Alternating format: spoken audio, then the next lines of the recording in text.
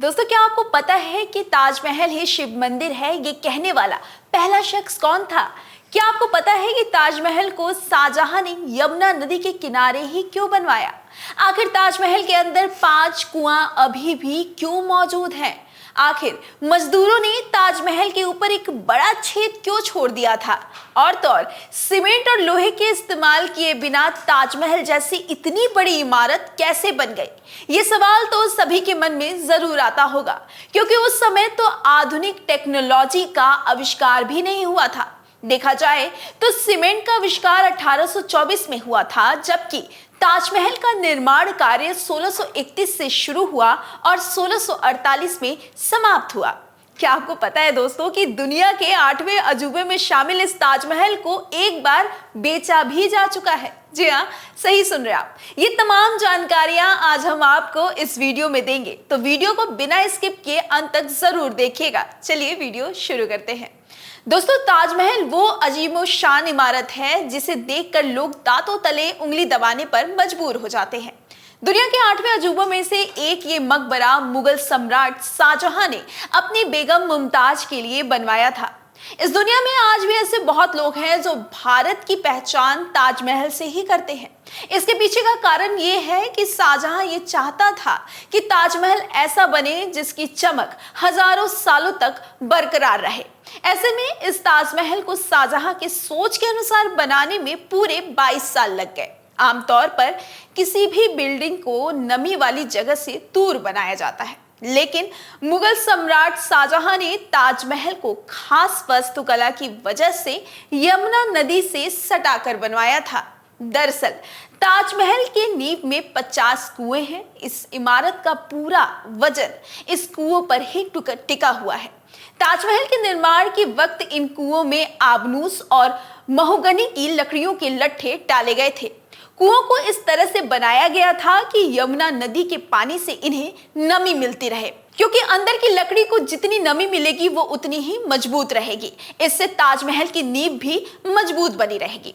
ताजमहल के निर्माण के लिए जिन अन्य सामग्रियों का उपयोग किया गया था उनमें विभिन्न प्रकार की ईंटें, मीठे चूने का पत्थर, लाल मिट्टी, चांदी की मिट्टी, कांच, उड़द की दाल आदि सामग्रियां प्रयोग की गई थी। शाहजहां ने अपने तमाम दौलत को अपने उस ख्वाब के नाम कर दिया था जिसे हम ताजमहल के नाम से जानते हैं। ताजमहल को बनाने का पैमाना इतना विशाल था कि आगरा शहर की जमीन पर पूरा शहर उभर आया था। उस अनोखी इमारत के निर्माण में 20 साल तक 20,000 मजदूर लगातार काम करते रहे। एक अनुमान के मुताबिक शाहजहां की बेगम के इस कब्र के निर्माण में आज के समय के हिसाब से 20 करोड़ डॉलर से कहीं अधिक रुपए खर्च हुए थे। जैसा कि माना जाता है कि ताजमहल जैसी खूबसूरत इमारत को किसने किसके लिए बनवाया, क्यों बनवाया, कैसे बनवाया और कहां बनवाया, ये बातें सभी लोग जानते हैं और इसे लेकर कई तरह के मत भी प्रचलित हैं।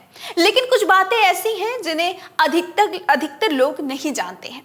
हालांकि इंटरनेट के जमाने में सब कुछ जान जाना आसान है, फिर भी जो नहीं जानते उनके लिए ताजमहल के इन रहस्यमय तथ्यों पर नजर डालना बेहद जरूरी है, जो इस खूबसूरत इमारत की चकाचौंध में दिखाई बिल्कुल भी नहीं पड़ते हैं। सबसे पहली बात जिसका रहस्य आज तक उजागर नहीं हुआ वो ये है कि ताजमहल के मकबरे की छत पर एक छेद है। मकबरे की छत के इस छेद से टपकती बूंद के पीछे कई रहस्य प्रचलित है, जिसमें सबसे प्रचलित रहस्य ये है कि ताजमहल के बनने के बाद शाहजहां ने जब सभी मजदूरों के हाथ काटने की घोषणा की तो कुछ मजदूरों ने ताजमहल को पूरा करने के बावजूद इनमें से एक ऐसी कमी छोड़ दी थी जिससे शाहजहां का एक कंप्लीट इमारत बनने का जो सपना था वो पूरा नहीं हो पाया। कहा जाता है कि जिन मजदूरों ने ताजमहल को बनाया था शाहजहां ने उनके हाथ कटवा दिए थे। लेकिन इतिहास में वापस लौटा जाए तो ताजमहल के बाद भी कई इमारतों को बनवाने में उन लोगों ने अपना योगदान दिया है जिन लोगों ने ताजमहल बनवाया था। उन्हीं में एक लोग शामिल हैं उस्ताद अहमद लोहरी। उसी दल के हिस्सा थे जिन्होंने ताजमहल जैसी भव्य इमारत का निर्माण करवाया था। और उस्ताद अहमद की देखरेख में ही लाल किले के निर्माण का कार्य भी शुरू हुआ। वहीं अगर ताजमहल की मीनारों पर हम लोग गौर करें तो आप अक्सर देखे होंगे कि चारों मीनारें सीधी खड़ी ना होकर एक दूसरे की ओर झुकी हुई हैं। इमारतों का ये झुका हुआ निर्माण बिजली और भूकंप के जो झटके होते हैं उनसे गुंबद को बचाने के लिए किया गया था। कुछ लोग तो कहते हैं कि चारों मीनारें गुंबद को झुककर सलाम कर रही हैं, इसीलिए ये झुकी हुई हैं। आपको बता दें कि साल 1971 में भारत और पाकिस्तान युद्ध के दौरान भी ताजमहल को हरे रंग के कपड़े से ढक दिया गया था ताकि दुश्मन की नजर इस पर ना पड़े और ताजमहल सुरक्षित रहे। 42 एकड़ की जमीन पर बना ताजमहल एक तरफ जहां अपनी खूबसूरती के लिए पूरी दुनिया में मशहूर है, तो वहीं दूसरी तरफ विवादों से भी इसका कुछ कम नाता नहीं जुड़ा है। दरअसल पीएन ओक, जो कि एक पत्रकार और एक इतिहासकार भी थे, उन्होंने ताजमहल पर लिखी किताब द ट्रू हिस्ट्री में ये साबित करने की कोशिश की कि शाहजहां ने तेजो महाले नाम के एक शिव मंदिर पर कब्जा करके उसे ताजमहल का नाम दिया था। और तो और कई हिंदूवादी संगठन ताजमहल को शिव मंदिर साबित करने पर भी अड़े हुए थे। साल 2015 में हिंदूवादी संगठनों की तरफ से 6 वकीलों ने ताजमहल को हिंदू मंदिर घोषित करने के लिए एक याचिका भी दायर की थी। ऐसे में अदालत ने पुरातत्व विभाग और सरकार को नोटिस भेजकर ये जवाब भी मांगा था, लेकिन शिव मंदिर होने का कोई भी प्रमाण नहीं मिला, जिसके बाद से ताजमहल के मंदिर होने के दावे को खारिज कर दिया गया। आपको जानकर दोस्तों थोड़ी सी हैरानी होगी कि प्रेम का प्रतीक माने जाने वाले इस ताजमहल को कभी दुनिया के सबसे बड़े ठग नटवर लाल ने बड़ा सरकारी अफसर बनकर विदेशियों को 3 बार बेच भी चुका है। जी हाँ, ये आप सही सुन रहे हैं।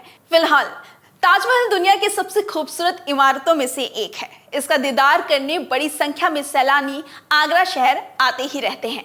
खैर, आपको मेरी ये जानकारी कैसे लगी मुझे कमेंट कर कर बताइएगा। साथ ही कुछ अनसुने कुछ अनकही ताजमहल को लेकर मैंने जो आपको बातें बताई है, क्या आपने पहले कभी सुनी है? अगर हाँ तो हमसे अपना अनुभव साझा करिएगा। क्या आप आगरा गए हैं? आगरा जाकर ताजमहल का दीदार किया है? ये अगर किया है तो मुझसे अपना अनुभव जरूर साझा करिएगा। मेरा नाम शिखा है और आप मीडिया लैंड नेटवर्क देख रहे थे। वीडियो अच्छी लगी हो तो लाइक और शेयर करना बिल्कुल मत भूलिएगा। अपना ख्याल रखिएगा। बहुत बहुत धन्यवाद।